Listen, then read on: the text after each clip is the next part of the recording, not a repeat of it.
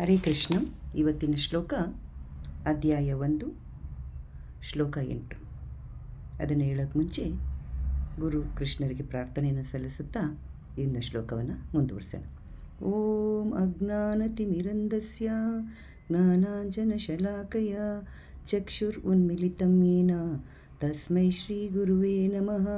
ನಮೋ ವಿಷ್ಣುಪಾದಾಯ ಕೃಷ್ಣಪ್ರೇಷ್ಠಾಯ ಭೂತಲೆ ಶ್ರೀಮತೆ ಭಕ್ತಿವೇದಾಂತ ಸ್ವಾಮಿನ್ ಇತಿ ನಾಮಿನೇ.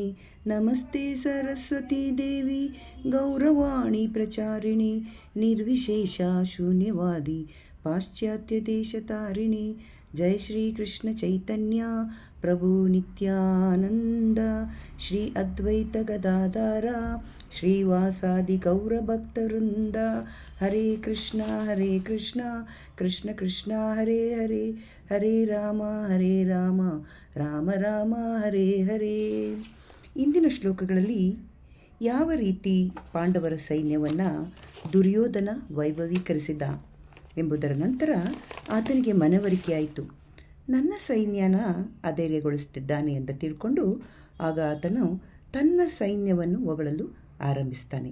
ಅದರ ಮುನ್ನಡೆಗೆ ಏನನ್ನು ಮಾಡಿದ ಎಂಬುದನ್ನು ಈ 8ನೇ ಶ್ಲೋಕದಲ್ಲಿ ನಮಗೆ ಭಗವಂತ ತಿಳಿಸಿದ್ದಾರೆ. ಅದನ್ನು ಅರ್ಥ ಮಾಡ್ಕೊಳ್ಳೋಣ. ಅದು ಈ ರೀತಿ ಇದೆ. ಭವಾನ್ ಭೀಷ್ಮಶ್ಚ ಕರ್ಣಶ್ಚ ಕೃಪಶ್ಚ ಸಮತೀಂ ಜಯಃ ಅಶ್ವತ್ಥಾಮ ವಿಕರ್ಣಶ್ಚ ಸೌಮತ್ತಿತ್ತಸ್ತ ತೈವ ಚ. ಅನುವಾದದಲ್ಲಿ ಹೇಳ್ತಾರೆ, ಇಲ್ಲಿರುವವರು ತಾವು ಭೀಷ್ಮರು, ಕರ್ಣ, ಕೃಪ, ಅಶ್ವತ್ಥಾಮ, ವಿಕರ್ಣ, ಸೋಮದತ್ತನ ಮಗನಾದ ಭೂರಿಶ್ರವ ಇವರೆಲ್ಲ ಯಾವಾಗಲೂ ಯುದ್ಧದಲ್ಲಿ ವಿಜಯಿಗಳಾಗುವರು. ಇಲ್ಲಿ ಏನು ಹೇಳ್ತಾ ಇದ್ದಾರೆ? ಇಲ್ಲಿ ಕೆಲವು ಹೆಸರುಗಳನ್ನ, ಕೆಲವು ವ್ಯಕ್ತಿಗಳನ್ನ ಹೆಸರುಗಳನ್ನ ಹೇಳ್ತಾ ಇದ್ದಾರೆ. ಪ್ರಭುಪಾದರು ಇಲ್ಲಿ ಅದ್ಭುತವಾಗಿ ಸುಂದರವಾಗಿ ಹೇಳ್ತಾರೆ. ದ್ರೋಣಾಚಾರ್ಯ ಇಲ್ಲವೇ ದುರ್ಯೋಧನನ ಜೊತೆಗಿನ ಸಂಬಂಧವನ್ನು ತಿಳಿಸ್ತಾ ಇದ್ದಾರೆ. ಇಲ್ಲಿ ಹೆಸರಿಸ್ತಿದ್ದಾರೆ ಭವಾನ್ ಚ, ಓ ದ್ರೋಣಾಚಾರ್ಯ, ಭೀಷ್ಮ, ಕರ್ಣ, ಭವಾನ್ ಭೀಷ್ಮಶ್ಚ ಕರ್ಣಶ್ಚ, ನಂತರ ಕೃಪಶ್ಚ, ನಂತರ ಕೃಪಾಚಾರ್ಯರನ್ನು ಹೆಸರಿಸ್ತಿದ್ದಾರೆ. ಅಶ್ವತ್ಥಾಮನನ್ನು ಹೇಳ್ತಾ ಇದ್ದಾರೆ. ವಿಕರ್ಣಶ್ಚ, ತನ್ನ ಸಹೋದರ ವಿಕರ್ಣನನ್ನು ಹೆಸರಿಸುತ್ತಿದ್ದಾರೆ. ನಂತರ ಸೌಮಾದಶ್ಚ, ಸೌಮದತ್ತನ ಮಗ, ಆತನ ಹೆಸರನ್ನು ಇಲ್ಲಿ ಪ್ರಭುಪಾದರು ತಿಳಿಸ್ತಾ ಇದ್ದಾರೆ. ಭೂರಿಶ್ರವ, ಸಾಮಾನ್ಯವಾಗಿ ಇವರೆಲ್ಲರನ್ನು ಹೆಸರಿಸಿ ಹೇಳುತ್ತಾ ಅಮಿತಂ ಅಂದರೆ ಈ ಎಲ್ಲ ವ್ಯಕ್ತಿತ್ವಗಳು ಯಾವಾಗಲೂ ವಿಜಯಶಾಲಿಗಳಾಗುತ್ತಾರೆ.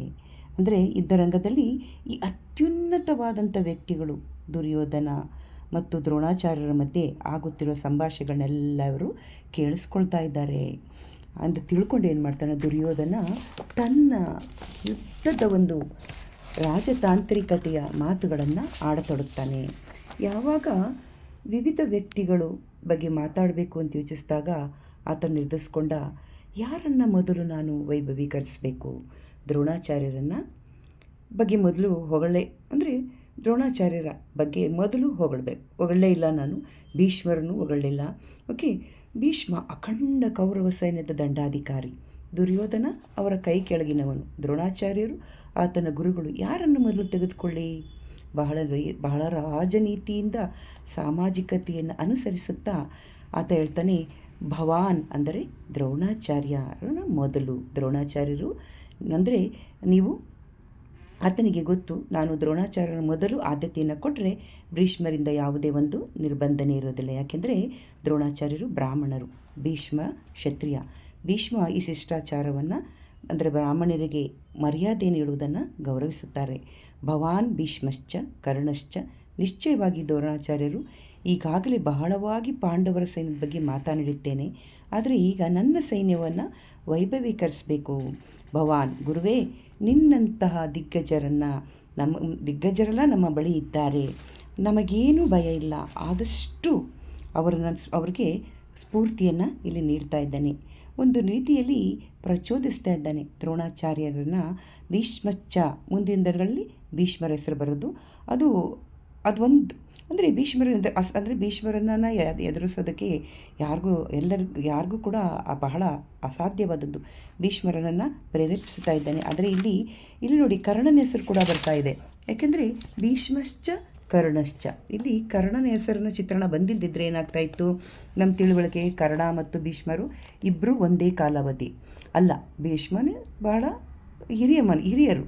ಅದರಲ್ಲಿ ಕರ್ಣನನ್ನು ಅಂದ್ಕೊಂಡ್ರು. ಅಂದರೆ ಕರ್ಣ ಅಂದ್ಕೊಳ್ಬೋದು, ನಾನು ಯುದ್ಧ ಮಾಡಿದ್ರೆ ನಾನೇ ವಿಜಯಕ್ಕೆ ಕಾರಣಕರ್ತನಾಗ್ತೇನೆ, ಎಲ್ಲ ಮನ್ನಣೆಯನ್ನು ವಯಸ್ಸಾದ ಭೀಷ್ಮನಿಗೆ ಸಲ್ಲುತ್ತದೆ, ಮತ್ತು ನಾನು ಯುದ್ಧ ಮಾಡೋದ್ರಿಂದ ಏನೂ ಪ್ರಯೋಜನ ಇಲ್ಲ.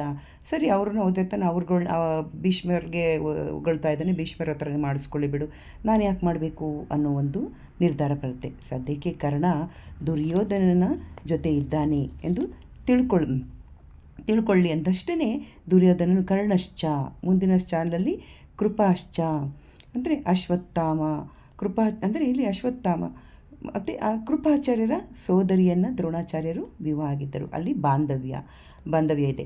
ಅಶ್ವತ್ಥಾಮನು ದ್ರೋಣಾಚಾರ್ಯರ ಮಗ.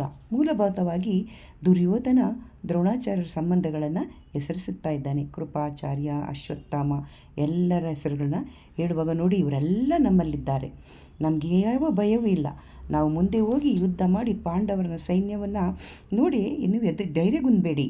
ವಿಕರ್ಣನನ್ನು ಹೆಸರಿಸ್ತಾನೆ. ಯಾಕೆಂದರೆ ವಿಕರ್ಣನು ಭೀಷ್ಮ, ದ್ರೋಣ, ಕರ್ಣರಿಗೆ ಯಾವುದರಲ್ಲೂ ಆತನು ಸರಿಸಾಟಿಯಲ್ಲ. ಅಂದರೆ ಯಾಕೆ ವಿಕರ್ಣನ ಹೇಳ್ತಾ ಇದ್ದಾನೆ? ಅಂದರೆ ದುರ್ಯೋಧನಿಗೆ ಒಂದು ಭಯ ಇದೆ. ಏಕೆಂದರೆ ವಿಕರ್ಣ ದುರ್ಯೋಧನನ ಸಹೋದರ. ಆತ ಎಲ್ಲ ಸಹೋದರರು ದ್ರೌಪದಿಯನ್ನು ನಿಂದಿಸಿದಾಗ, ವಸ್ತ್ರಾಭರಣ ಸಮಯದಲ್ಲಿ ಅವಹೇಳನ ಮಾಡಿದಾಗ ಅದರಲ್ಲಿ ಅವನೊಬ್ಬನೇ ಕರ್ಣ ವಿರೋಧಿಸಿದ್ದು. ಅವನು ನೀವು ಮಾಡಿದ್ದು ಸರಿ ಇಲ್ಲ ಅಂತ ಹೇಳಿದ್ದು. ಆದ್ದರಿಂದ ದುರ್ಯೋಧನನಿಗೆ ಭಯ ಬಂದ್ಬಿಟ್ಟು ಇನ್ನೆಲ್ಲಿ ಆತನನ್ನು ನನ್ನ ಬಿಟ್ಟು ವಿರೋಧಿ ಕಡೆಗಳು ಸೇರ್ಕೊಂಡು ಬಿಡ್ತಾನೋ ಅಂತ ತಿಳ್ಕೊಂಡು ಇಲ್ಲಿ ಅವನನ್ನು ಕೂಡ ಸೇರಿಸ್ಕೊಂಡಿದ್ದಾರೆ ಅನ್ನೋದನ್ನು ಇಲ್ಲಿ ನೋಡ್ಬೋದು. ಇಲ್ಲಿ ನೋಡ್ಬೋದು ನಾವು ದುರ್ಯೋಧನನ ಒಂದು ರಾಜತಾಂತ್ರಿಕತೆ.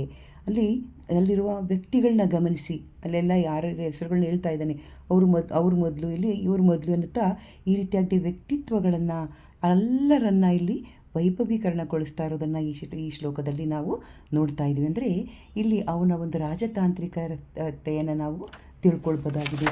ಯಾವ ರೀತಿಯಲ್ಲಿ ದ್ರೋಣಶ್ಚ, ಭೀಷ್ಮಶ್ಚ, ವಿಕರ್ಣ, ಕೃಪಾಚ ಅಂದರೆ ಯಾರನ್ನಾರು ಒಬ್ಬರು ಬಿಟ್ಬಿಟ್ರೆ ಅವರು ನನ್ನನ್ನು ಅವನು ಹೊಗಳಲಿಲ್ಲ ಅಂತೇಳಿ ಎಲ್ಲಿ ಸೇರ್ಕೊಳ್ಬಿಡ್ತಾರೋ ಅನ್ನೋ ರೀತಿಯಲ್ಲಿ ತಾನು ಅವರೆಲ್ಲವರನ್ನ ವೈಭವೀಕರಣವನ್ನು ಮಾಡ್ತಾ ದ್ರೋಣರಿಗೆ ಹೇಳ್ತಾ ಇದ್ದಾರೆ, ನಾವೇನು ಹೆದರಬೇಕಾಗಿಲ್ಲ, ಇವರೆಲ್ಲ ಇಂಥವರೆಲ್ಲ ನಮ್ಮ ಬಳಿ ಇದ್ದಾರೆ ಅಂತ ಇಲ್ಲಿ ನಮಗೆ ತಿಳಿಸ್ಕೊಳ್ತಾ ಇದ್ದಾರೆ.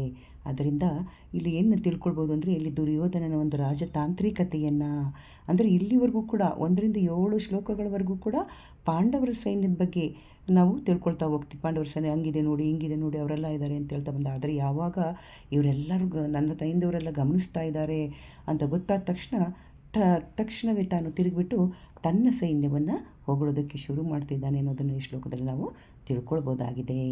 ಇಲ್ಲಿ ನಾವು ದುರ್ಯೋಧನ ರಾಜತಾಂತ್ರಿಕತೆಯನ್ನು ನೋಡಬಹುದು. ಅದೇ ರೀತಿಯಲ್ಲಿ ಮುಂದಿನ ಶ್ಲೋಕದಲ್ಲಿ ನಾವು ನೋಡೋದು, ಅದು ತನ್ನ ಸ್ವಂತ ನಾಶವನ್ನು ಯಾವ ರೀತಿ ಒತ್ತಾಯದಿಂದ ತಂದುಕೊಳ್ತಿದ್ದಾನೆ ಅನ್ನೋದನ್ನು ಕೂಡ ನಾವು ನೋಡಬಹುದಾಗಿದೆ. ಅದನ್ನು ಮುಂದಿನ ಶ್ಲೋಕದಲ್ಲಿ ನೋಡೋಣ. ಹರೇ ಕೃಷ್ಣ.